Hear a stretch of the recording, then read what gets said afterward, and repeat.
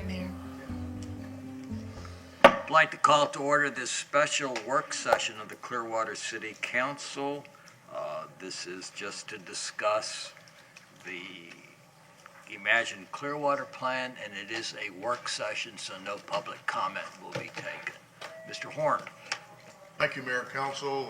Mr. Delk and Jay Ravens will go over the expense forecast for the proposed Imagine Clearwater Amphitheater. That is what the focus of this work session is all about.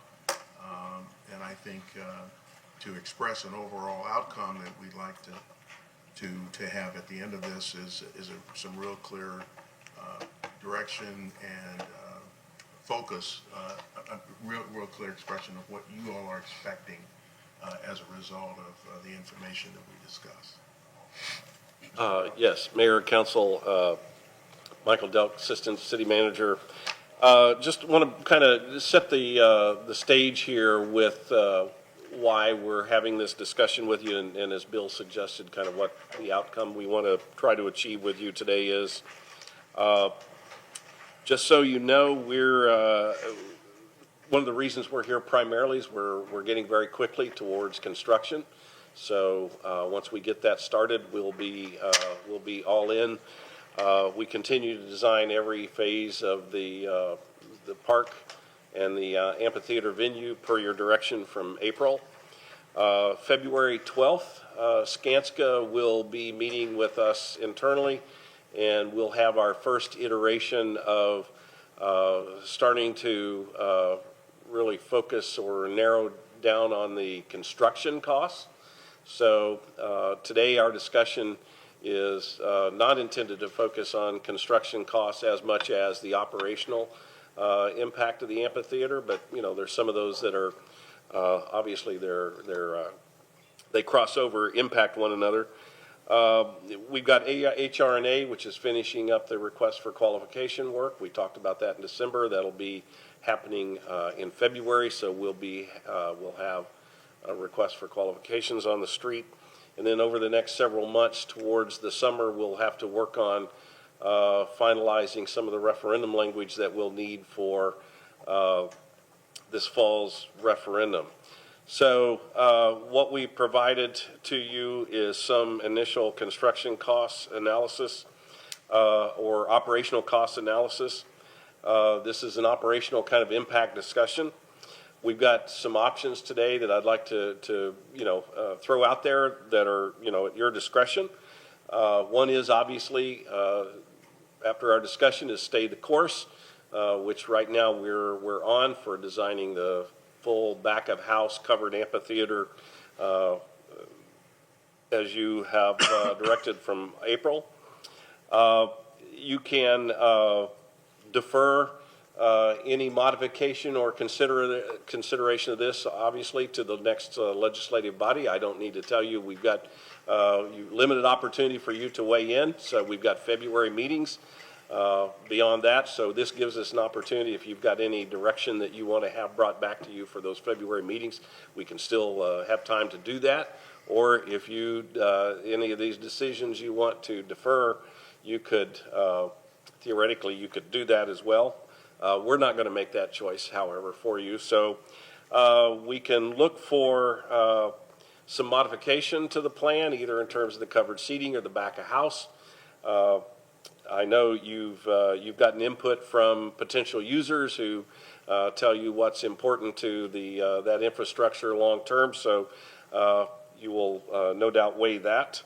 Or we can modify the park and the band shell back towards the original plan.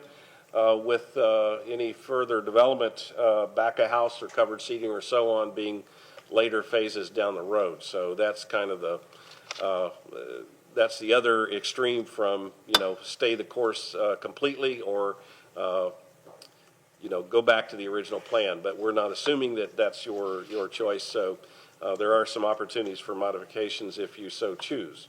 It's not, my only point of that is it's not too late to make changes if they're ones that you want to make.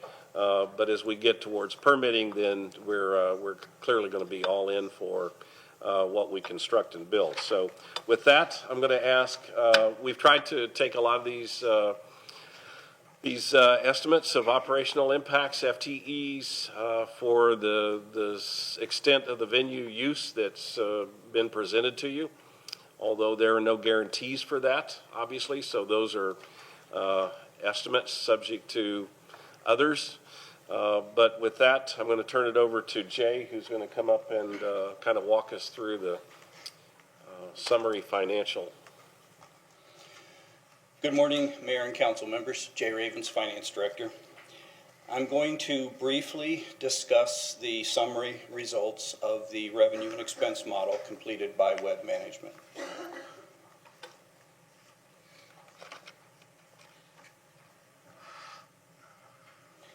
As you are aware, Web Management built a revenue and expense model for proposed amphitheater operations in detail by individual event in collaboration with city staff. They prepared the model for 3 different activity level scenarios. Minimal utilization, which is similar to the current programming level for Coachman Park. Conservative utilization, which includes a higher degree of programming. And aggressive utilization. For comparison, minimum utilization assumes 69 use days per year, including prep days. Conservative, 119 use days, and aggressive, 200 use days. We have attempted to include all costs to the city, including public safety costs to support events, debt service costs for bonds to finance the amphitheater, and an annual set-aside for capital repairs and renovations. Per the summary that's displayed on the screen, the estimated annual net cost to the city for the amphitheater operations per the model totals approximately $2.4 million under the minimal utilization, $2.3 million for the conservative utilization, and $2.1 million for the aggressive utilization. It should be noted that the city's current level of support for fiscal 2020 Coachman Park events totals approximately $500,000. Consequently, the increased annual cost of the new amphitheater under the 3 scenarios would be approximately $1.5 to $2 million.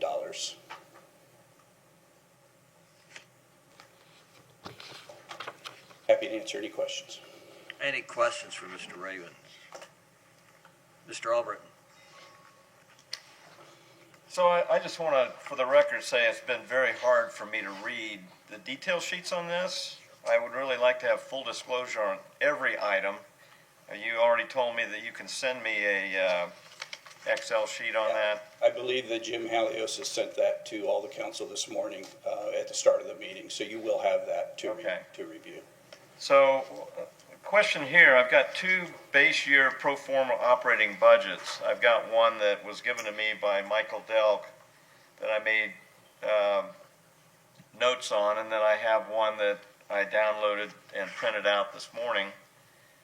And the figures are different, and just want to know what was changed, because we have the total concert days on the aggressive is 81. However, the conservative utilization went from 43 to 45, and then minimal utilization went from 24 to 27, and the total deficits have all changed. Yeah, I can have Jim Halios speak to that. There were some revisions done over the past week or 2, I think with the assistance of Parks and Rec staff as they reviewed the individual events. You asked me for a copy of a working document, and I gave you a copy of that. So we were still working on the changes we made when you and I met was under conservative utilization. Concert days was 43. I marked out 43 and went to 45, and then minimal utilization 24 to 27, and that didn't change on this new one. We updated that to what we've given you today. So that was a working document. You asked me for a copy of a working document. I made you a copy of that. So what we've given you today is what's been amended. And that's Councilmember Albritton, the 45 days that you mentioned for conservative is on the current draft that's displayed. for the concert days. If you look at the concert day row up at the top, you'll see the 45 for conservative and you'll see the 27 for minimal. Is that what you had said you were expecting? Well, I had 43 and went to 43. You got it right here, but I don't have it on the one that I had The previous print. version? Well, I printed this out this morning, and maybe that was changed between. What's, 8 o'clock and what's now. displayed No, is the, well, because I've had it, Yeah. I've had it all along. Well, I went to the agenda and just printed I out. think the issue may have been there are two attachments to the agenda. There's one attachment that has all the detail that is very difficult to read, if not impossible to read. That was a version at an earlier date. The summary page you have there is Right. probably with that PDF, which was a previous version. Then the one sheet standalone was the current updated version. Okay.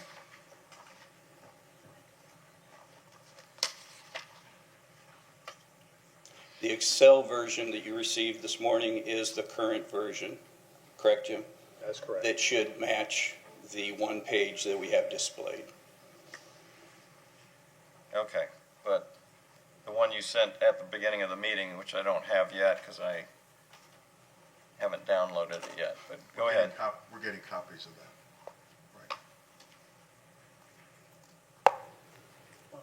Right. He just sent it out.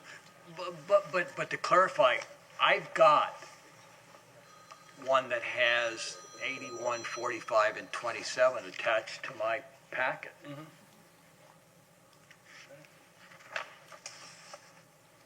I don't know. That's what I printed this morning, early this morning, so maybe it was changed after I printed it. No, sir, I've had this since Friday.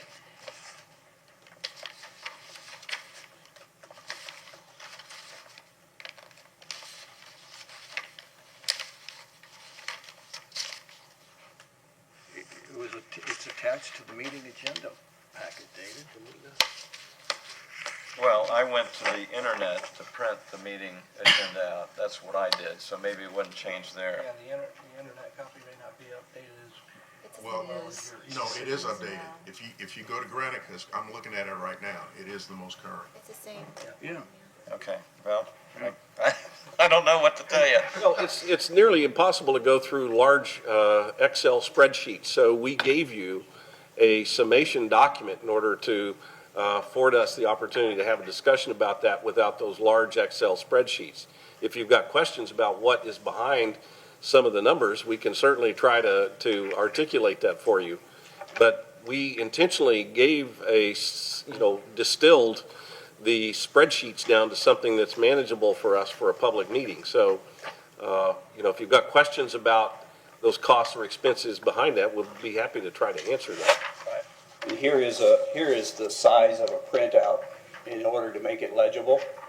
I can provide each of you a hard copy similar to this if you would like that as a reference. I Will would do. absolutely need a copy. Yeah, I think so. It'd be easier for me to. Isn't that what you Absolutely. just sent us? Well, that's the Excel Yeah, workbook. yeah, no. That's the electronic version. Yeah. But if you'd like a paper hard copy version, I can provide that to you. Yeah. Okay. I think, what I wanted to do is to kind of avoid a replication of our number of inches between seat back discussion from last April. I think that's not necessarily very productive for us. I think, what I want to make sure that you all are aware of is I think, there's been some, we've not been unanimous in our approach as to what the amphitheater should bring to us from a financial standpoint. I think there's been some discussion that we should recover capital costs, that we, can maintain certain levels of activity in the park with an amphitheater that may not be sustainable legally and otherwise. So I think what we're trying to do is to create a more realistic picture view of what it will take to sustain, keeping in mind that this is not an enclosed building like Ruth Eckerd Hall, but it's actually a larger venue than Ruth Eckerd Hall. At $14 million, there's expectations on the amount of use that we would get out of basically another hall in our park. So, we want to make sure that you have a good understanding of what those impacts are, what the operational carrying costs of those are. Even as we try to look at minimizing the cost of construction, we still have to plan for the operational impact of, the general revenue required to sustain the facility year in and year out. It will not generate excess revenues as a facility, so we'll be sustaining that. And we do not have a guarantee of the levels of use from Ruth Eckerd Hall or Live Nation. So, I think we're trying to make sure that you're comfortable with, that fiscal scenario that we need to plan for starting really in May, the strategic planning session. Mr. Pudwise. Thank you, Mayor. It was painful, and I don't want to rehash seatback size. But since you brought that up, I think it is a good point. Because when you, and I know we hire experts in the field, the consultant that's supposed to have access and utilize all data available to get to these numbers, but the fact that he didn't present to us options in seatback size, it played a big role in how we determined the size of where the seating is going to be and how many seats could be there. And we had asked that. So when you use single source data, I think in a venue of this size, of this importance, it limits. And since it's about the data and it's about this study, the analysis that Web Management Service gave us, and that's why it's important that we have this and see this, because what I didn't see anywhere in this was, when I looked at it, did he reach out to our local partners, AEG, Ruth Eckerd Hall, to see exactly what the true real expenses are in our market so that we could assimilate that data to this? I don't think we're getting the benefit of all the information and data necessary and available. Like, how can you guesstimate the expenses when and I've reached out to REH and AEG, they were not called once by Web Management on any of this information. So to me, that's a critical missing piece of all this data. I mean, for instance, I did come around to the point where, okay, capital cost recovery is going to be it's a public subsidized park now. If we go back to the ULI recommendations, one of the key things, it was the top 10, reactivate this park so that we could get that active edge in downtown. And the council interpretation and the referendum question that was answered, and the public gave us the authority to do what we interpreted the public wanted us to do, which was make that a world-class venue, a venue that could generate activity, interest, hopefully additional private investment in downtown. And I'll tell you, it has been difficult this past 2 or 3 years because I think council's decision, which ultimately, and interpretation, was unanimous, and it was a little bit of an uphill battle getting all staff and everybody behind us in promoting this. And so to the degree we envisioned it, to the degree we designed it, and now it seems like we're having that same battle, and it's without the benefit of all of the relative, extremely important information. And I'll just pick a couple of them on the spreadsheet. We have ticket sales as and I think it's very underrepresented, that number. Naming rights, there's a lot of different things to offset expenses. And I'll give you another example. Tampa Amphitheater utilizes 2 FTEs. We're projected 9 FTEs. So recovering capital costs, no. Recovering operating costs, or at least break even, I think there's going to be a public subsidy. Nobody's going to be happy with this number, but I don't think that's an accurate number based on the data we've given, based on conversations I've had in the outside. So I really question the data. What is an acceptable number for public support? And let's remember that this is the spark plug to get private investment and happen downtown. This is I won't say it's the silver bullet. There's a lot of other things going on, but to start downsizing, diminishing, picking apart this project, I'm still hearing people out in the private sector saying that some staff is going around still trying to beat up and bash the cover. listen, if we got to tear this whole thing apart, you don't get rid of the world-class stage and you don't get rid of the covered seating, or they're not going to come. Okay? And you got to have permanent restaurant. And I've been accused of being in bed with Ruth Eckerd Hall and the good old boys out there. This is so far from the truth. Ruth Eckerd Hall does not comp anybody any tickets. No check from any member of Ruth Eckerd Hall was never made to my campaign.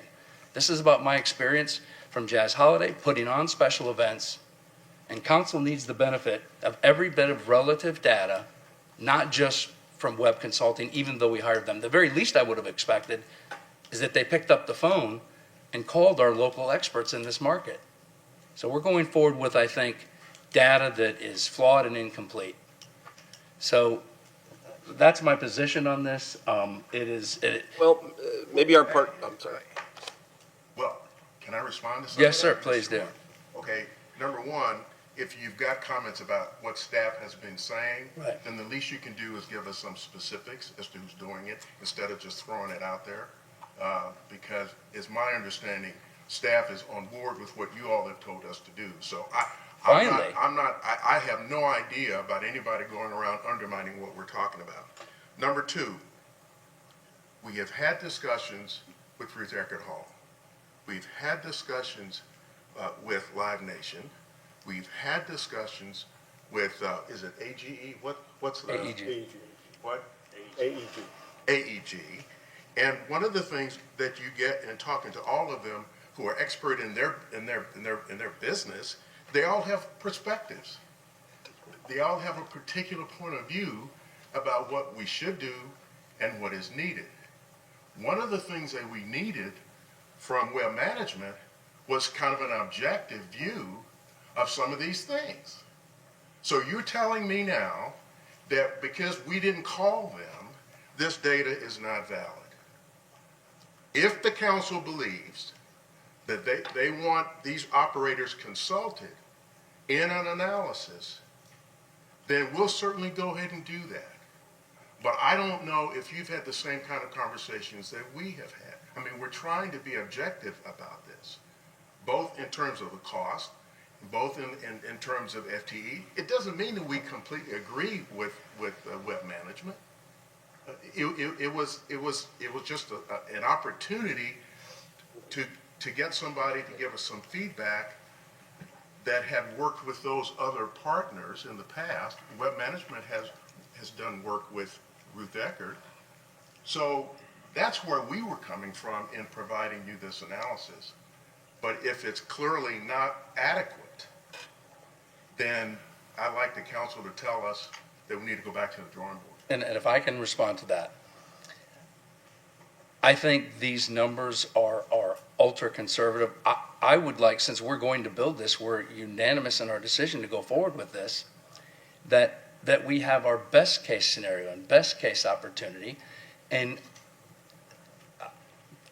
why would we not pick up the phone and call AEG and see what the local mart or the Morris agency that hires and books all the talent to see what is the real cost of a rental fee? I don't know that those numbers reflect current, accurate, today's data. And if we're basing this on amphitheaters built throughout the country in different markets, this is our market. It's different. And one of the convincing points that we went forward was this is an opportunity that nowhere in not only the Tampa Bay area, but for the most of the state of Florida, have something that will have a built-in audience. And I do question some of the individual data points, like how many days the park's not going to be available to the public. I don't think that's accurate either, because this park is designed currently to be able to have easy in, easy access, to not interfere with all the rest of the activities going in the park. So I don't trust that number either. And the public's listening to this, and we're trying to make decisions. So I'm not convinced I can make a decision, which is probably okay, because the next legislative body will be here in about 7 weeks. But I think they're going to need to, as we go forward, I'm going to keep pushing to get more accurate, true, current, relative data to make decisions on, and they're absolutely going to need it. Thank you. I'm not sure I heard a question there, Mr. Poglaze, but I'll give you the benefit of the doubt. Thank you, sir. Okay. Mr. Hamilton. Well, I'm not sure how to form all this in a question either, but, being that it's a work session, I'm gonna, I don't disagree with some of the things that, Councilmember Polglay said. However, I kind of, I chuckle to myself when I look at some of this stuff, and they've got it, the numbers are right down to the 50 cents as a projection. This is from 30,000 feet, which is where we are right now on this, trying to put everything together to be able to drill it down to, the dollar and the 50 cents is, I'm not sure how much, I can't put 100% faith in that number is dead on. But anybody up here, if anybody up here wants to raise your hand if you thought building this and doing this was going to make a profit. I didn't think so. Well, let me clear something up on that, okay? Because I brought with us the Clearwater Amphitheater Assessment and Opportunities dated February 25th, 2019. In it, context, subsequent discussions with REH, which I assume is Ruth Eckerd Hall, and others, lead to the idea that the larger amphitheater, attractive because it could generate net revenue for the city and drive downtown revitalization. Let me emphasize that, generate net revenue. To me, that means that we're going to get a profit, or at least not have to subsidize. Well, and my interpretation of that, Mayor, is along the lines of being able to draw numbers of people into downtown for the events, as well as putting them in the storefronts and in the stores and in our downtown. That's where that's what we're trying to accomplish here. But again, Mr. Hamilton, if you will remember from those conversations of last year, we were also told that the only way that this would work is if we had food trucks and dining available in the park so that the captive audience would generate revenue, not to go outside. Well, you're going to need concessions when you're having an event in the park. People aren't going to walk from down in the park up. So that's a given. That's not up for debate. But what I'm saying is, these numbers are based on good data. Are they perfectly accurate? Absolutely not. But 75% of the voters in Clearwater said, we want the park redone. What's there is not adequate. We want the new plan, and we're doing everything we can to make that park as active and enticing as we can possibly make it. And that takes money. I'm sorry. Bottom line, it takes money. And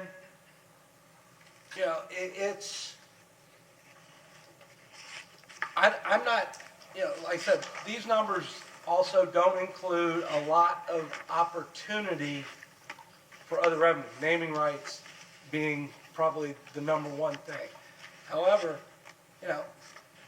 if we build this venue with its potential to bring the numbers of people into downtown on a fairly consistent basis, and our expenses double from what they are today, for how many people today's park generates, I think it's money well spent. So this is, these are not doomsday numbers to me. Sometimes you gotta, the old baseball saying, you gotta take your foot off of first base if you're gonna steal second. And, I'm not going to live in fear of the unknown here. I have faith that, as Councilmember Polglay said, 9 FTEs for this facility. I don't know if that's the right number, but we're not, you know, I would like to hear from, you know, put it out to put out the RFP and let me know what Ruth Eckerd Hall or someone else says, you know, let them partner with the city on the operational side, and they might be able to say, you know what, we don't need 9, we need 4. We're gonna have 4 people. But I don't know if the 4 is the right number, but we don't know till we ask. And, you know, we are not, you know, we're nowhere close to having to say, this is it. Now, you know, the other numbers we can break down one by one. I mean, I'm not sure, as someone pointed out to me, we're paying, according to the cost estimates, we're paying almost $600 a seat for the 4,000 seats undercover. What the heck kind of seat are we buying? I mean, we've been putting 10,000 people in there for Jazz Holiday on $5 folding chairs for years.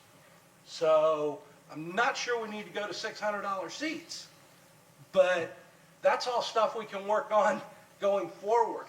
But, I mean, if this meeting is for us to say, you know, are we going to move forward on the amphitheater or not, my answer to that is hell yes. The question on naming rights came up. I had seen on our one-on-ones some discussion, but I didn't see it in our packet today on the value of naming rights. Yeah, we've looked at that. You know, Jim, do you want to go over Sure, it was, what, you know, we might Had anticipate? you not seen that? Oh, no, I've seen it. And Okay, based all right, on well, size, let's, revenue, and- since it's not in the documents, so that the public will know that we're not talking about millions of dollars. okay, Jim Halio, Assistant to the City Manager. Mayor, I'll go over, that was included in the pro forma that was sent out last week on Tuesday to the council. But I'll go over the 4 examples that we have. Mind you, these are very difficult things to obtain because it's a private contract between a third party and the naming right person. So I'll just give you some examples of, there's 4 right here. St. Joseph's Health Amphitheater in Syracuse, New York. That is a 17,500 seat amphitheater, 5,000 seats covered. That is $300,000 a year. McGrath Amphitheater in Cedar Rapids, Iowa, smaller venue, 6,000 capacity, 3,000 reserve, no cover, $75,000 a year on a 5-year term.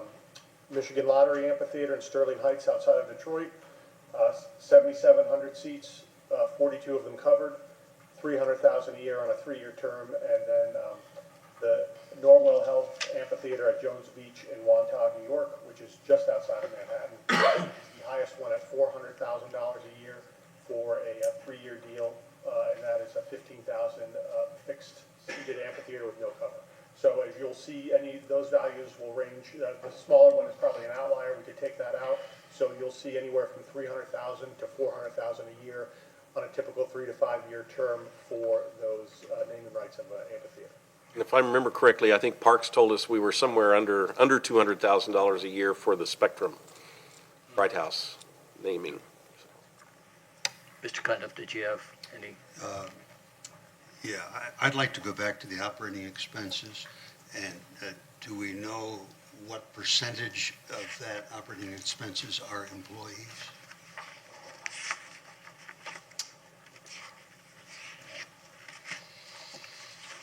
Is it half? Ballpark figures are about half, more than half.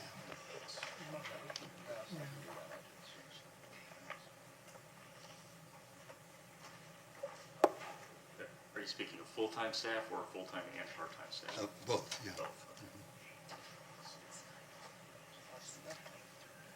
While you're thinking about that, do we have any parks now that, how many parks do we have in the city? 80-some parks. Do any of them make a profit?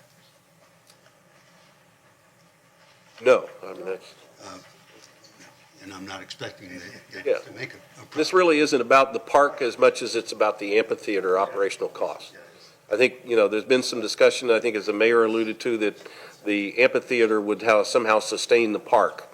That's really probably not where we are from a, you know, financial planning standpoint. So that's where we want to make sure you all are comfortable. Do I understand? And if you are, then we're right on track. We're exactly where we need to be. So, I understand that the current cost to the city, not city's contribution to Coachman Park today is around $500,000.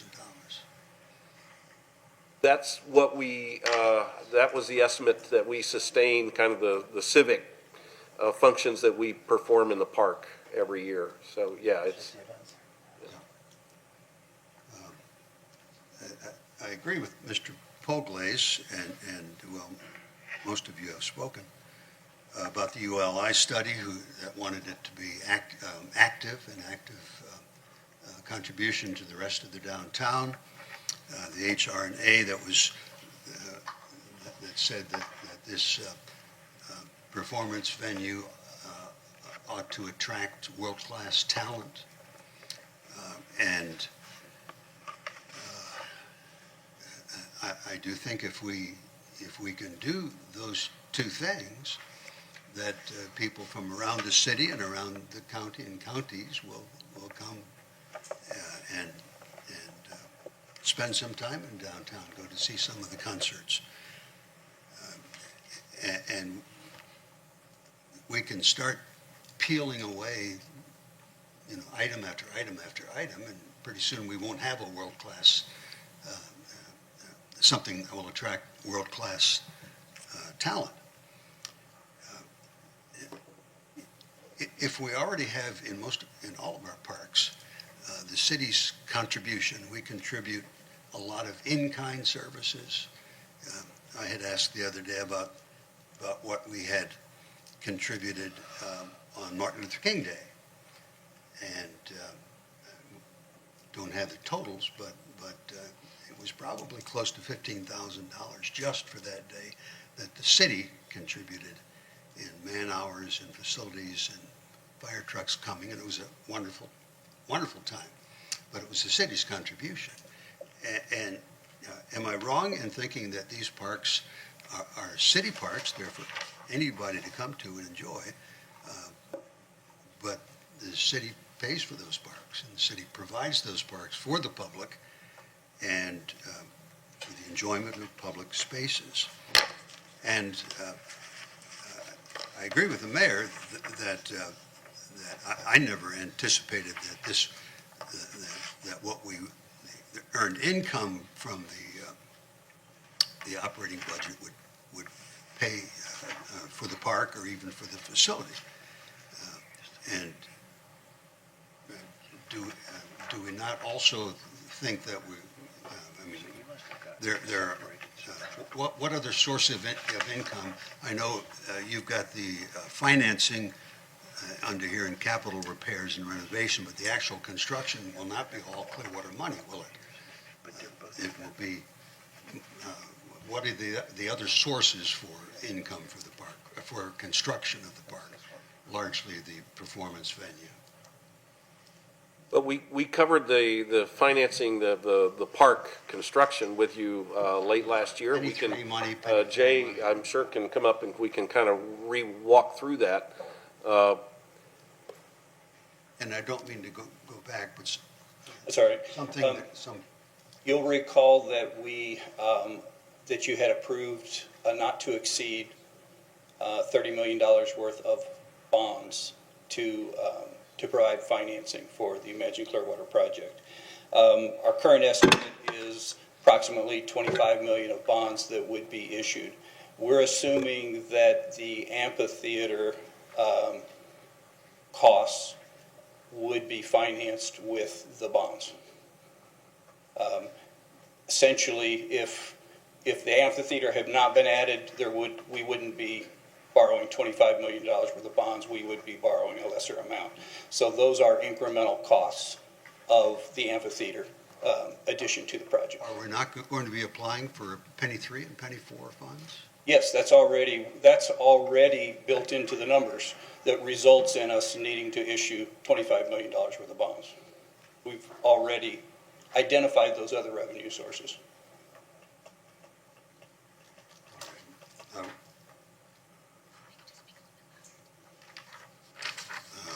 right, it's just my speaker. Okay. I'm looking over here rather than at the microphone. My apologies. I do know better. That's where I hear, that's where Oh. they hear.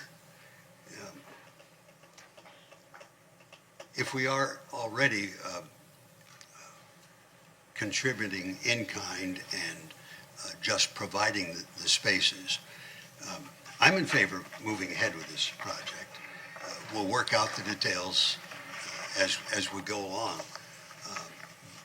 But the easiest thing to criticize, especially if you're running for office, is $64 million project. That's as easy as pie to criticize. But we have been here for how many years now? 3 years, more than 3 years really, fine-tuning the park, making it an enjoyment for everybody. When I first came on the council, I'm sorry, Mayor, this is not a question. Would you like to hear my experience? Yes, all right. No, let's stay on the subject, sir. This is my take on it.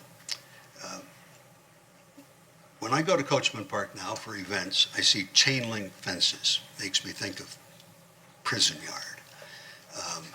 My goal in this is to get rid of those chain link fences, hide them, change them. I enjoy going to the concerts. I go to a lot of them. I'd like to see fewer of them get rained out. And by covering the amphitheater and covering part of the audience, we can have more concerts that don't get rained out. I had a fellow who played, I think it was saxophone, he's in his 80s now, in the old Clearwater auditorium that was down below City Hall. Some of you, I'm not an old timer, but some of you old timers may remember that. It was a covered auditorium. This then would be a blend between the two, cover part of the audience for smaller concerts, and protect the stage from, this old fellow thought he'd get electrocuted when they moved on to the Johnson Pavilion. Fortunately, that never happened. And that was before we got recommended. These were my ideas before Ruth Eckerd Hall ever came with their ideas. We like the pavilion where we have it now, but it's too small, and most people don't know that we have to rent the stage that we actually perform on. And when a year ago, when we got the first view, the stage was exactly the same size as the old stage. And we insisted as a council that it needs to be large enough so we don't have to rent stages every time we put on an event there. My own view is I'd like this to be the outdoor home of the Florida Orchestra. And it's hard to compare what we're planning here with any place else because there isn't any place else in a 5-county area that seats 4,000 people under cover. This would be something that is done only here in Clearwater, and that in itself would be an attraction. Thank you. Council, I'm going to apologize to y'all, but I think there's, lots of information that's being spread out that's not necessarily accurate on both sides. First off, Mr. Cater, how many concerts have been rained out in Coachman Park in the last 10 years, roughly? I mean, the only one that I can think of since I've been on council is the Jazz Holiday one the other day because of the storm that was coming through. Florida Orchestra the year before that. And the Florida Orchestra the year before. Right. But those were both storm-related. I think we had a Sea Blues that got rained out. Okay. We did. We have been, Art Cater, interim Parks and Recreation Director. We've been very fortunate that we have not had any more than we have rained out, to be quite honest with you. We perhaps maybe have 1 or 2 a year that may get rained out, but I can only recall, in and I don't have Chris here, but I would say we've only had maybe 4 or 5 that have been rained out. And if a storm, I mean, if a concert was being scheduled and it was raining, would it automatically be canceled, or is it canceled just because of like storm-related hurricanes and things like that, high winds and Generally, if it's just rain or sprinkle, it would continue to go on. If there is lightning or bad weather, it would be canceled. Okay. And sometimes we have actually held up concerts during rain time, and then they would come back into the park and continue the concert. Okay. Do you know how many FTEs we need?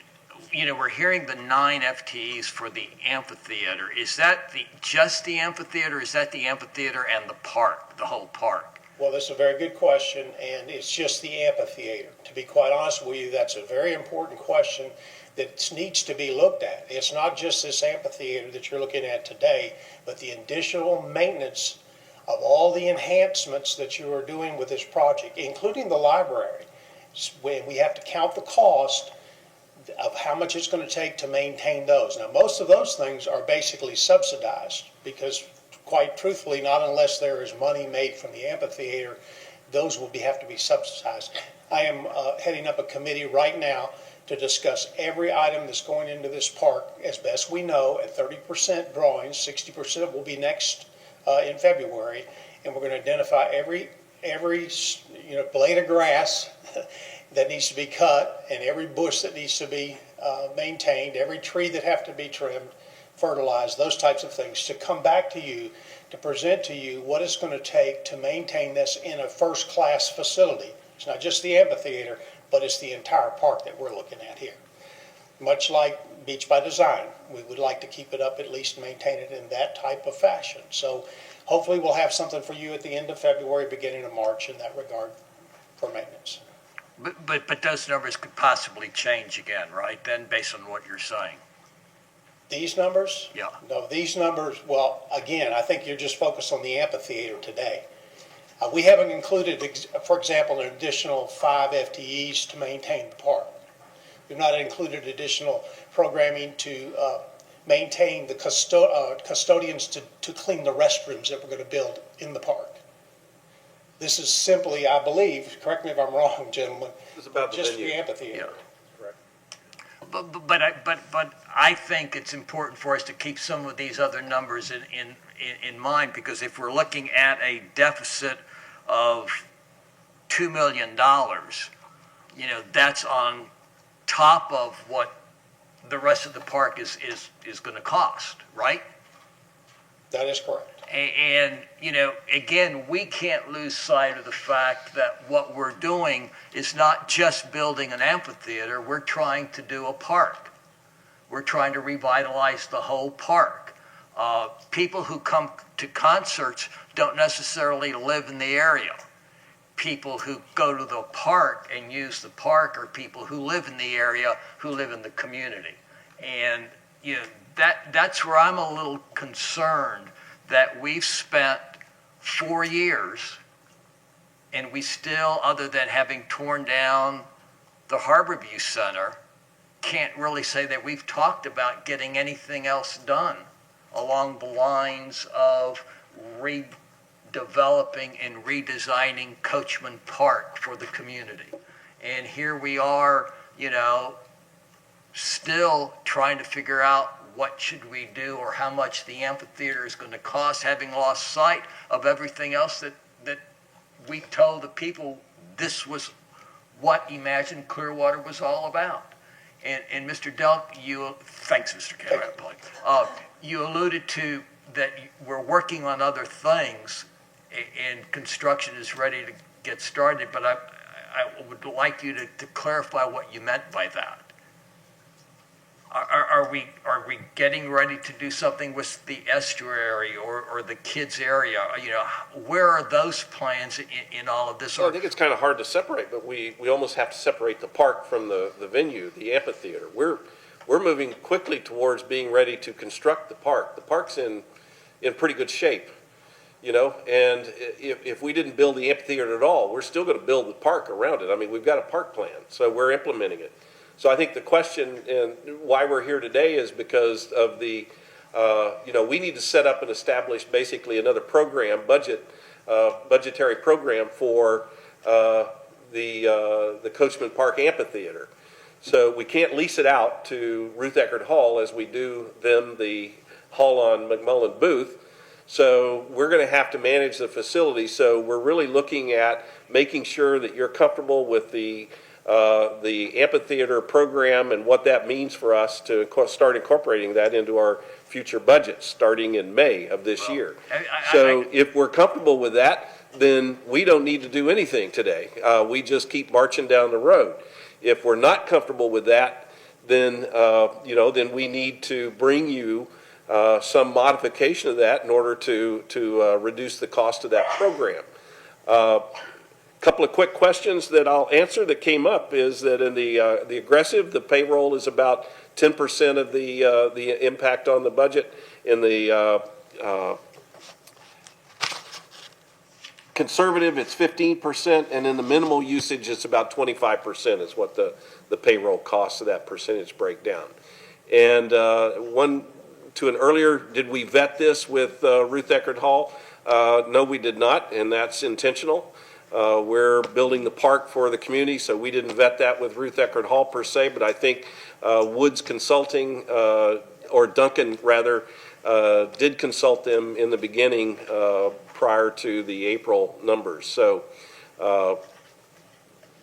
Duncan had done that. But if you want this consulted with somebody else other than our professional consulting team, which we can do, then you can direct us to do that. But otherwise, we're relying on our consultant teams, all of which have been frankly pretty consistent in what they're telling us. So we have a fair amount of confidence in that, but all the numbers are estimates. There's nothing certain, obviously, because it's not a built facility. So, And I don't know that I've heard, at least from a majority of council, of any desire to go in any other direction. Ms. Aiken, Yes, sir. would it be possible for us on these ticket sales for a concert to add a surcharge that would go to the city?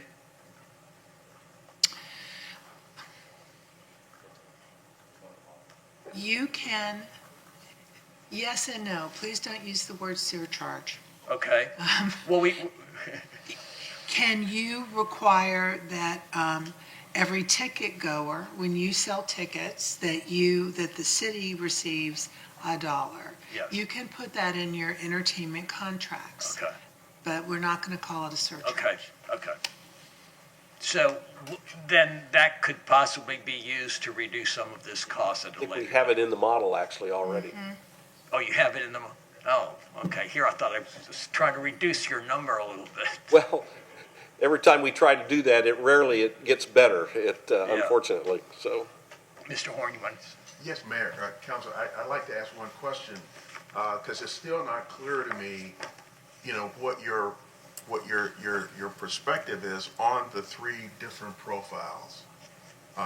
What are you leaning toward? Because if you recall, some of our past conversations, it wasn't clear on just how active you wanted the park to be. So the concert days is one measure, of the intensity of that. So can you just talk about what your preference? Are you more in line to go with aggressive, conservative, or minimal? Mr. Podvice. Thank you, Mayor. In my one-on-ones, I was more comfortable with getting community, downtown residential, stakeholders, getting them buy-in, showing them that we're going to do this right and have everybody's considerations and concerns in mind going forward. So the conservative utilization is where I was at, the minimal, not the max. But before I move on, so that answers your question, I'd like to lobby my colleagues one more time. Mr. Delk, you said that it was intentional to not reach out, have Duncan Services reach out to our local promoter experts in the area. Because it's a people's park. I get it. And we use consultants for everything else, the walkways, the trails, the splash pad, all of that stuff is the people's park. And ultimately the amphitheater and what it brings for downtown Clearwater, for the citizens of Clearwater, is theirs too. But if we're going to have a pro forma, and they're going to be, let's say, two or the three biggest rental users, we can't lease it. To help establish that pro forma with accurate data, why would we not reach out to Web Management Services and have them reach out to Ruth Eckerd Hall and AEG just to, are we duplicating, are we short, that's where I'm still not comfortable with those numbers. Webb did that as part of their foundational analysis to this work. Early on, but then as they went forward and got ready to present this, I don't think this data, I know they've never seen this. We updated it on 4,000 covered seats. That's really pretty much all we did. You have a baseline from Webb, and what, I think the baseline was that under certain scenarios, it could generate, that's where we got the $20,000 after 5 years. That was at 2,500 seats, their recommendation, because of from an economic standpoint, what was sustainable. You all went to 4,000 seats in the back of house, so this recent model is really one that we've worked with Webb to generate to accommodate the changes in your plans. Well, how about from a different standpoint, for comfort for council, not necessarily validating the current updated data with 4,000 seats, but to see if, is this a pretty accurate, true statement? And we don't have the benefit of knowing if are the ticket sales right? Is the rental fee for the facility right? Is there, the way this is currently structured, is there an opportunity or a strategy for, I know we can't lease, but for operational agreements, because that would bring down, for instance, FTEs, contract employees, because they all have their own sound companies, and so I would be more comfortable knowing that this is, we're not going to be using promoters from outside of the state of Florida. Although I know they're national, AEG and Live Nation's national, Ruth Eckerd Hall's local, but just to kind of validate the data. Well, we can do that. I believe their purpose is different than ours, frankly, but if that's what you would like us to do, then we can. Well, not their purpose. They want to make money. We want to make money. They're in the music business. So. Okay. All right, well, that's my 2 cents. But let me answer that from what I would consider, Ruth Eckerd Hall is already getting criticized because the community feels that we are doing what Ruth Eckerd Hall wants. So if I were Ruth Eckerd Hall, I would say, I don't want to touch your data, because then that strengthens what the community or people in the community are saying is the council is just being driven by Ruth Eckerd Hall. So I'm going to counter, what your question was. You said you were lobbying us. You're not going to win my support on that, because if I were Ruth Eckerd Hall, given the criticism that it's already gotten, I would rather use an outside expert to validate this information than use Ruth Eckerd Hall's numbers. Well, as long as the outside expert is current, and I had no expectation of winning your support.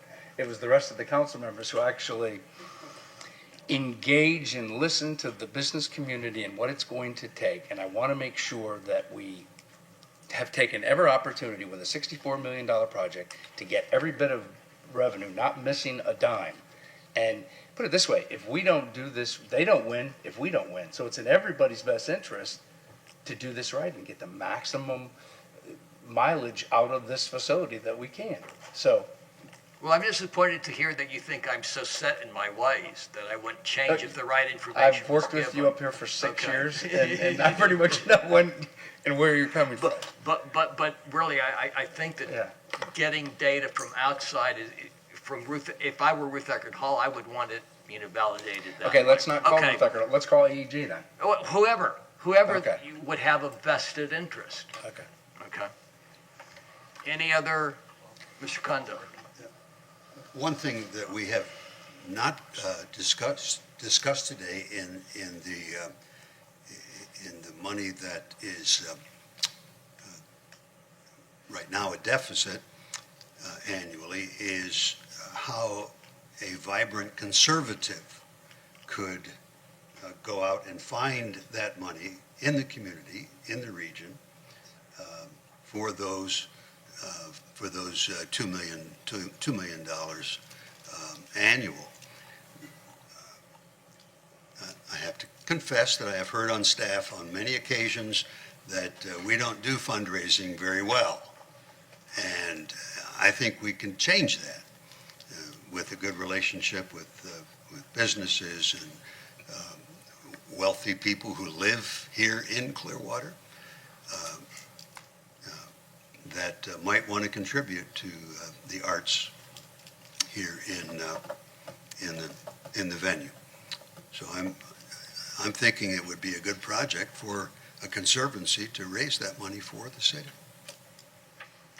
Somebody else. Mr. Hamilton. Well, in closing, I would, I'm a. Somebody's going to get fined $1. I can't get it turned off. I mean, I'm a glass half full guy. I'm not a glass half empty guy. And I mean, I look at this and I appreciate all the numbers and I know, the numbers are put together based on a lot of assumptions. But I'm telling you, I have full faith that if you build the venue we're talking about building, right now, some of these events that we already do every year, you're going to see double the attendance that you're seeing now. Just because it's a better venue, the park as a whole is a much more enticing environment. I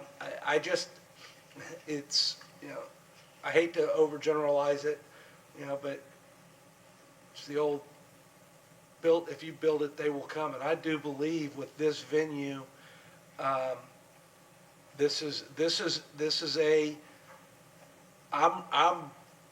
willing to take my feet off of first base because I'm ready to steal second with it because I think it's, I think you're going to get a bad throw to second and maybe be able to go all the way home with the bad throw. So I'm an optimist and I've got great faith in this project. I think it's desperately needed for our city. I think it can generate revenues so far out, for this city that extend well beyond the park itself. And I think that's one of the things we need to be focused and realize. What model? Where's your? Oh, I'm in the conservative right now, and as we and again, I'm always willing to change plans. I'm also willing to admit if I'm wrong, but once I'm proven wrong. But I'm one of those people with the conservative number, but we show that we have a system and the ability to, secure the park for the events and break it down in a reasonable fashion so that it's not fenced off for weeks on end, and we can do it more, we do it efficiently. I'm not saying I'm locked into saying but the 45 number is the maximum I'm willing to go. We need to show what we can do and be willing to adjust going forward from there. Thank you. Mr. Albritton. Ever since ULI presented this, I've really been excited about the vision of a big park down on the bayfront. And the performing venue, goes back in Clearwater back into the early 60s. We've always been a music community. But I'm kind of a numbers guy. I like to look at the budgets and everything, and I haven't really felt comfortable that I've had everything presented. And I know when Webb came the first time, I can tell you this, and I'm not telling you anything new because I said this before, I didn't really agree with the figures that he gave us back last February because I think he was using venues that really wouldn't be the same as ours. And going through these numbers here, I think there's things that I think we can cut back on. I think our income might be low, our expenses might be high, but I really think that this is a good thing for Clearwater. I think we can work on these numbers and we can get the expenses down. As the project moves forward and we get into the 60%, a lot of this stuff will be clearer for us. If you're asking me where I am on the, I'm conservative right now on the number of, because I do have a disagreement, Michael and I have talked about this, with the number of days that we'd be down for so many events. I don't think we need a day before and a day after to set up and tear down after the event. I think smaller events, we can do it in a day. So I think those are things that it will become clearer to us as we move forward. I want to be fiscally responsible, but at the same time, I have a vision that this is going to be very good for Clearwater. So I think we move forward as we are, and we take a look at these numbers and see if we can get them tighter. I'm also on the conservative range.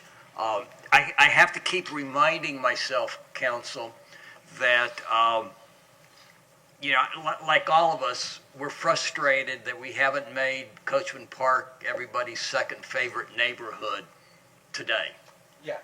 Yeah, and I have to keep reminding ourselves, because we keep hearing it, well, Tampa's got Riverwalk, and I remind ourselves and I remind the community that it took Tampa 8 mayors and 40 years to get Riverwalk done.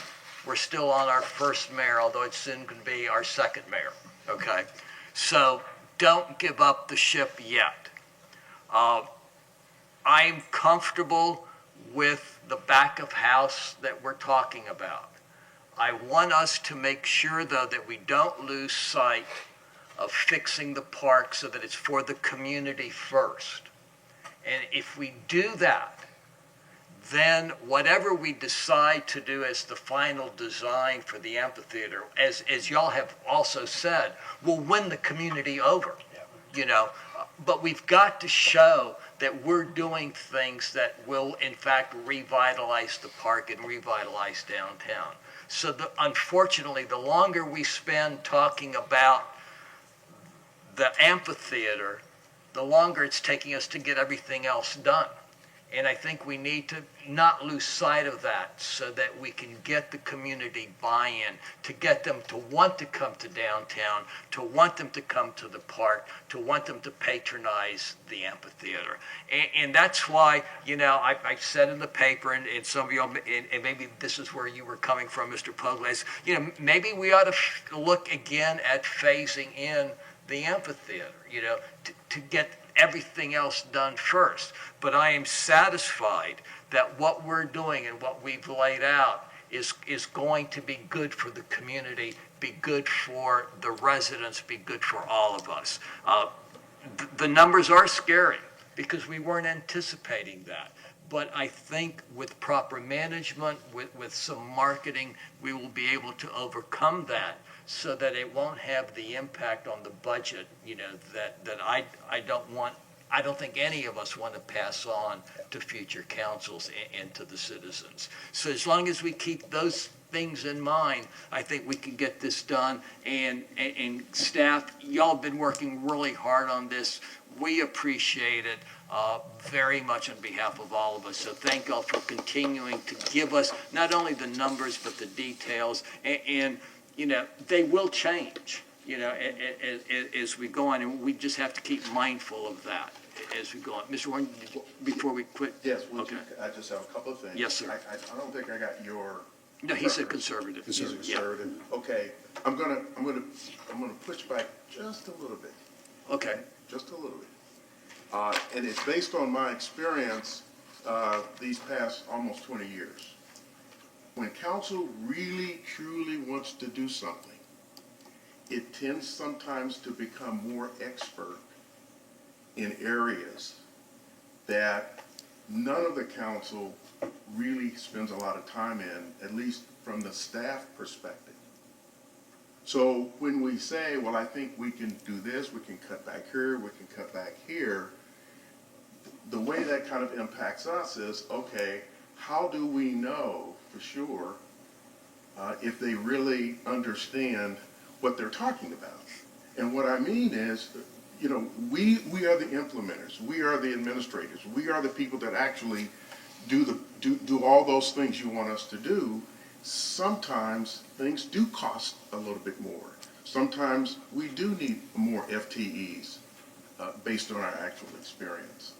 So because you really want to do it, sometimes the commentary makes it look like, it's not as much of a requirement as we're making it out to be. Because you want more information, because I know Councilmember Albritton truly has always been much more focused in the details. So as we bring those details forward, you will have an opportunity, to give us more clarity on whether you think we really need to do it. But just remember, the more you influence what we're doing, the more ownership you bear in what ultimately turns out to be the case. And so the dilemma for us is, how much responsibility are we going to take for decisions that we make versus how much responsibility you all are going to take for making some decisions that may not necessarily fall in your toolbox. You understand what I'm trying to say? I'm not trying to challenge your skepticism in some areas. I'm just saying, just keep it in the back of your minds.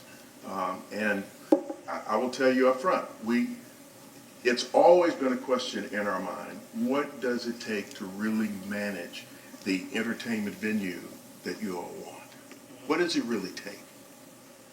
And we're going to try to answer that the best way we can, but I don't know for sure exactly what that number is.